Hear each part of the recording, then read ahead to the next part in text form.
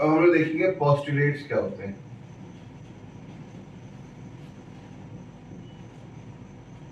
Postulates postulates भी axioms होते हैं।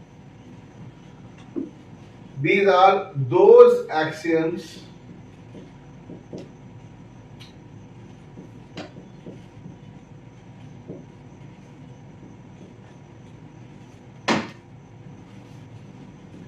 that are specifically, categorically, वो भी बोल सकते हो, for geometry। तो एक्सियम्स पूरे मैथ्स के लिए होता है, और उन एक्सियम्स में से जो एक्सियम सिर्फ और सिर्फ ज्योमेट्री में यूज होते हैं उन्हें कहते हैं हम पोस्टुलेट्स। तो पोस्टुलेट्स ज्योमेट्री के लिए है, एक्सियम पूरे मैथ्स के लिए इंक्लूडिंग ज्योमेट्री। तो पोस्टुलेट एक्सियम्स होते हैं, एक्सियम पोस्टुलेट नहीं होते। ठीक है, सारे पोस्टुलेट एक्सियम्स होते हैं। तो एक्सियम पूरे मैथ्स के लिए है और पोस्टुलेट सिर्फ और सिर्फ ज्योमेट्री के लिए है। ठीक है, तो पहला postulate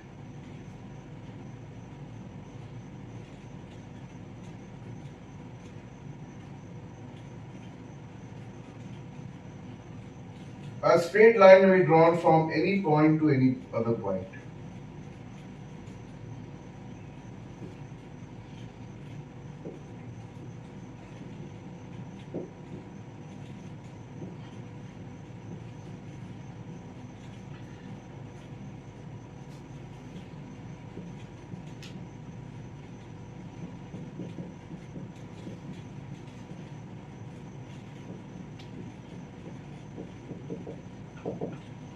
A straight line may be drawn from any point to any other point. यानी कोई भी दो पॉइंट है उसके बीच में स्ट्रेट लाइन बनाई जा सकती है, या रूलर रखो की तो बल्कि तो किसी भी दो पॉइंट के बीच में स्ट्रेट लाइन बनाई जा सकती है, ये हम सबको पता है। लेकिन क्योंकि ये एक पोस्टुलेट है, जो भी यूनिवर्सल ट्रुथ है, पोस्टुलेट भी यूनिवर्सल ट्रुथ है क्योंकि एक्सियम्स होते हैं पोस्टुलेट भी। ठीक है, तो यूनिवर्सल ट्रुथ है, हम पहले से जानते हैं, ऑब्वियस सी चीज है, इसलिए हम इसको पोस्टुलेट्स में पढ़ रहे हैं। ठीक है, दूसरा है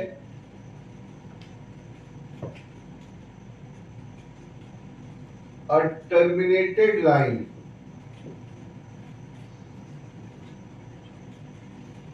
A terminated line may be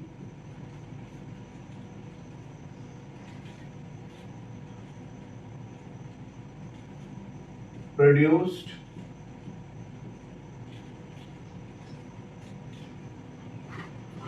in definite a terminated line। terminated line Euclid ने यूज किया। टर्मिनेट मतलब रुकी हुई लाइन। रुकी हुई लाइन क्या होती है? जिसके पास एक स्टार्टिंग पॉइंट भी होता है, एंड पॉइंट, यानी टू एंड पॉइंट्स इसके होते हैं। ठीक है, तो आज के टाइम में उसे क्या कहते हैं? टर्मिनेटेड लाइन को लाइन सेगमेंट कहते हैं। तो लाइन सेगमेंट या टर्मिनेटेड लाइन को हम दोनों डायरेक्शन में प्रोड्यूस कर सकते हैं, बढ़ा सकते हैं, इनडेफिनिट जितना चाहे लंबा खींच सकते हैं उसको, ये हम जानते हैं, इट्स अ फैक्ट। उसके बाद third, a circle can be drawn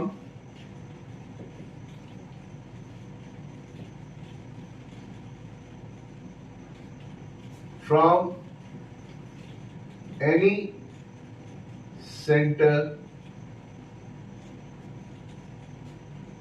with any radius। तो किसी भी सेंटर से, किसी भी पॉइंट से हम सर्कल बना सकते हैं, और किसी भी रेडियस को लेके हम बना सकते हैं। तो ये पॉइंट हमने लिया, ये सर्कल बना दिया, ये पॉइंट लिया, ये सर्कल बना दिया, ये पॉइंट लिया, दूसरे रेडियस से सर्कल बनाया, तीसरे रेडियस से सर्कल बनाया। तो सर्कल हम किसी भी पॉइंट से बना सकते हैं और किसी भी रेडियस से बना सकते हैं। ठीक है, जिनको नहीं पता है कि सर्कल को कैसे डिफाइन करते हैं, सर्कल को कैसे डिफाइन करते हैं, सर्कल एक प्लेन फिगर है, रेक्टेलिनियर फिगर है। So a circle is a plane figure that is formed by joining all the points that are equidistant from a fixed point. तो ये अगर फिक्स्ड पॉइंट है तो इससे बराबर की दूरी पे यानी इक्विडिस्टेंट ये सारी पॉइंट जो है इससे बराबर की दूरी पे है। ठीक है, ये सारे पॉइंट्स इससे बराबर की दूरी पे हैं। ये सारे पॉइंट्स क्या हैं? इक्विडिस्टेंट है, equidistant from a fixed point. Fixed point को हम मान लेते हैं सी। तो ये C एक फिक्स पॉइंट है, उससे इक्विडिस्टेंट सारे पॉइंट्स हैं, ये सारे पॉइंट्स। इनको जोड़ के joining all points equidistant from a fix point. तो ये सारे पॉइंट्स को अगर हम जोड़ देते हैं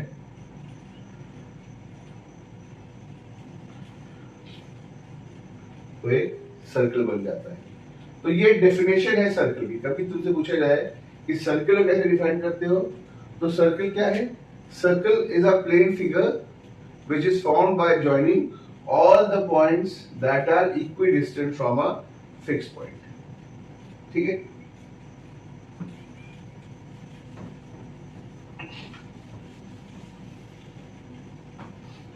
अब फोर्थ। ठीक है, टोटल 5 पोस्टुलेट्स हैं, चौथा हम अब करने जा रहे हैं। चौथा पॉइंट क्या बोलता है? All right angles are equal.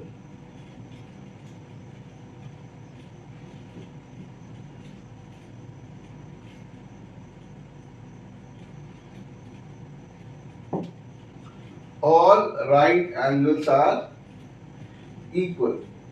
सारे के सारे राइट एंगल इक्वल है।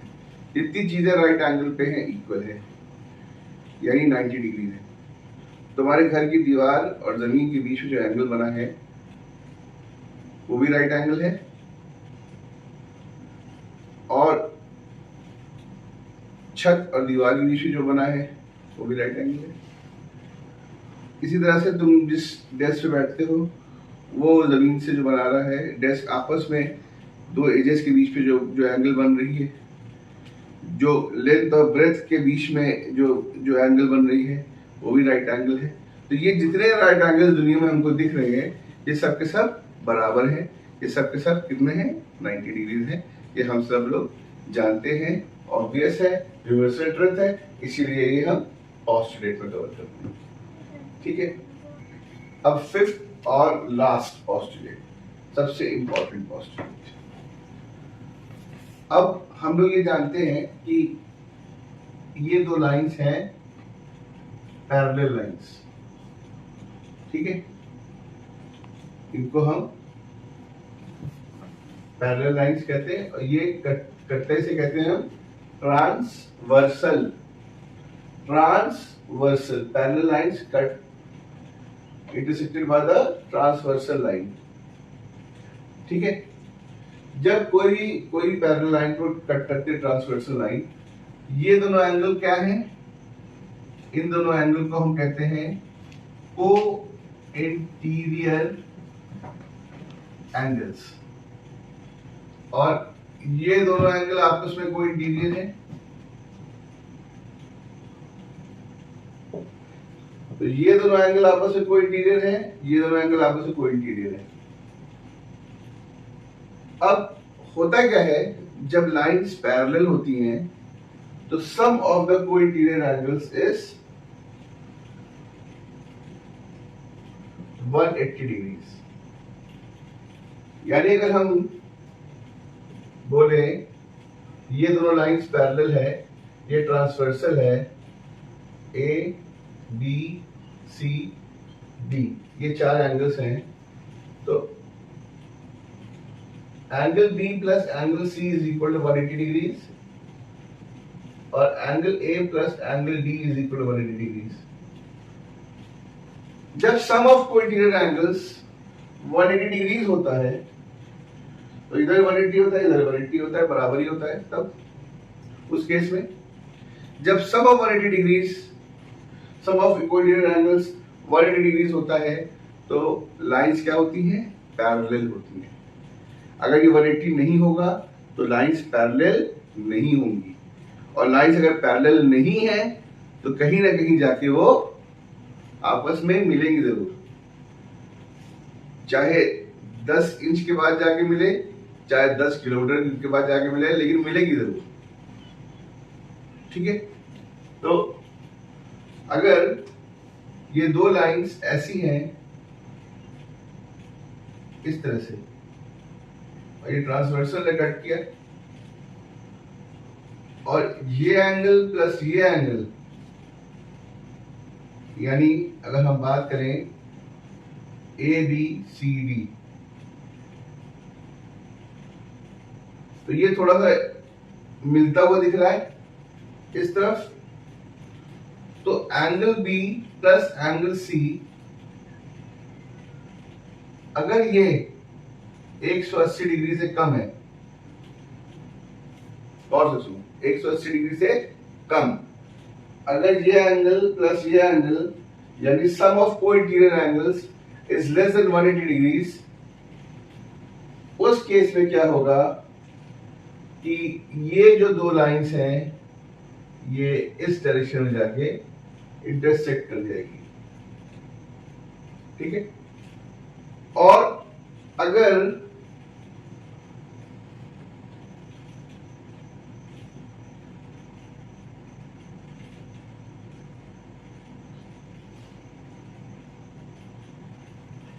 Angle A plus angle C is less than 180 degrees, यानी ये दोनों एंगल का सम 180 डिग्री से कम है, तो लाइंस जो है इस डायरेक्शन में जाके मिलेगी।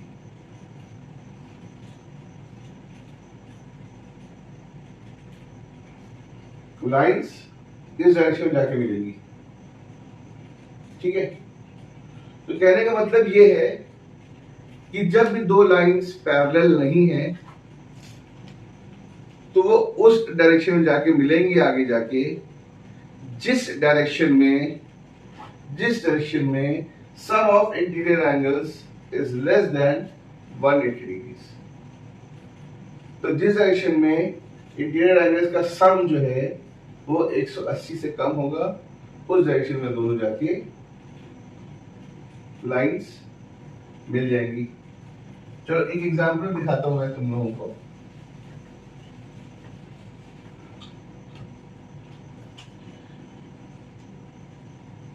ये दो लाइंस हैं, ये एंगल 60 डिग्री है, ये एंगल 100 डिग्री है। ठीक है, तो ये 100 प्लस 60, ये टोटल हो गया, सम हो गया इसका 160 डिग्रीज।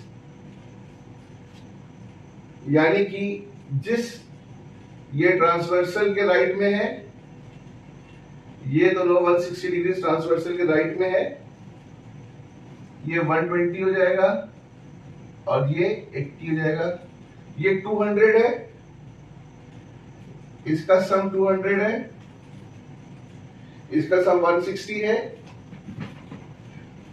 तो जिस डायरेक्शन में 180 से कम डिग्रीज होंगे सम कोइंटीरियर के सम, उस डायरेक्शन में जाके ये लाइंस इंटरसेक्ट करेंगी, यानी ये दोनों लाइंस इस डायरेक्शन में जाके इंटरसेक्ट करेंगी। इसी के अगेंस्ट अगर हम देखें एग्जाम्पल, ये एंगल इसको मान ले 50 डिग्रीज, इसको मान ले 120 डिग्रीज, ये जगह 130, जगह 60। अब ये टोटल सम हो जाएगा 170 डिग्रीज और ये सम हो जाएगा टोटल 190 डिग्रीज। अब इन दोनों में ये जो सम है कोइंसिडेंट एंगल्स का, ये 180 से कम है। तो 180 से कम है, इसका मतलब इस डायरेक्शन में ये दोनों लाइंस जाके मिल जाएंगी, यानी 86। ठीक है, तो ये हमारा फाइनल पोस्टुलेट था। ठीक, और इसी के साथ हमारा ये चैप्टर खत्म होता है और मेन एक्सियम्स एंड पोस्टुलेट्स हैं, जिसमें जो यूनिवर्सल फैक्ट है जिसको जो है हमें प्रूव करने की कोई जरूरत नहीं है। और इसको आप लोग पढ़िए, ज़्यादातर ये थ्योरेटिकल है। कोई अगर प्रॉब्लम आती है, कोई इश्यूज आते हैं तो पूछिए, कमेंट करिए, और कोई क्वेरीज हो तो उसको भी आप पूछ सकते हैं। ठीक है, हम लोग नेक्स्ट सेक्शन में जो पढ़ेंगे जिसे कहते हैं practice questions. Question 1, what are the number of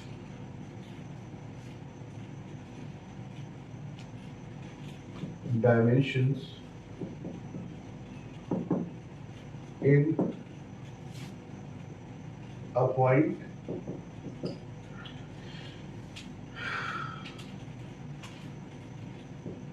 a line, a plane?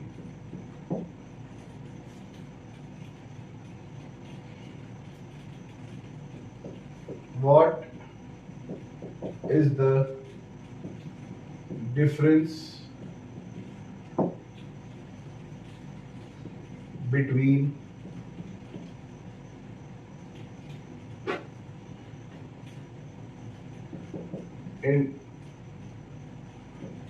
intersecting and concurrent lines?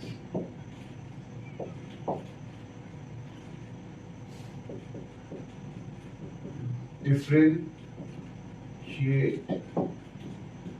between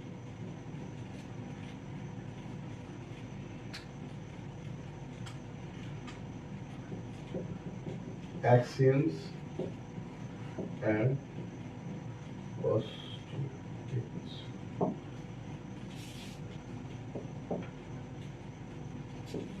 Define trichotomy.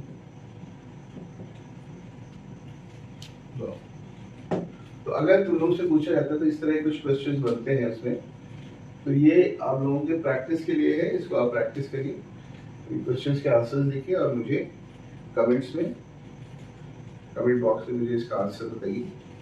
ठीक है, तो ये था यूक्लिड ज्योमेट्री। ये आपके असेसमेंट के लिए शायद ना आएगा, आपके स्कूल में शायद एग्जाम्स में ना पूछा जाए।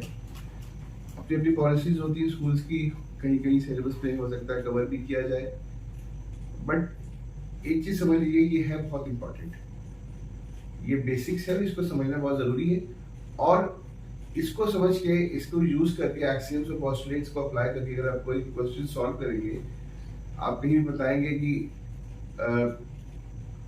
ये इसके बराबर था इसलिए ये इसके बराबर है, तो आप कहेंगे एक्सियम यूज हुआ इसमें, तो उसमें एक अलग वेटेज है, एक अलग मार्क्स उसमें।